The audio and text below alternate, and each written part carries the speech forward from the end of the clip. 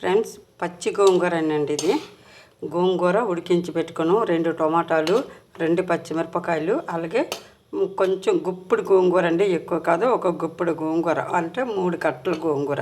దీంట్లో ఆయిల్ పోసుకుందాం. ఈ ఎండుమిరపకాయలు ఏపి తీసుకుందామండి. ఒక 6 ఎండుమిరపకాయలు పక్కకు తీసుకుందామండి. ఫ్రై అయిపోయి ఉల్లిపాయ వేయలేదండి, పోపు ఎల్లుల్లి మాత్రమే, ఒక ఎండుమిర్చి, కరివేపాకు. పోపు ఎగిపోయింది కదా, ఇప్పుడు గోంగూరని వేసుకుందాం.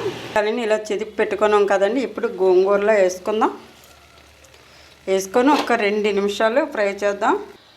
గోంగూర పచ్చడి అయితే రెడీ అయిపోయిందండి. చాలా బాగుంది, నిజంగా ఎంత బాగుందంటే అంత బాగుంది. ఇందులో కొంచెం పచ్చి ఉల్లిపాయలు కట్ చేసి వేసుకున్నాం అనుకోండి, ఒక అరగంట ముందుకొని వేసుకొని నానబెట్టుకుంటే చాలా బాగుంటుంది, చాలా టేస్టీగా ఉంటుంది. ఫ్రెండ్స్, లైక్ చేయండి, సపోర్ట్ చేయండి. ఫ్రెండ్స్, మీ సపోర్ట్ నాకు చాలా అవసరం. సపోర్ట్ చేయండి, ముందుకు నడిపించండి. బాయ్ అండి.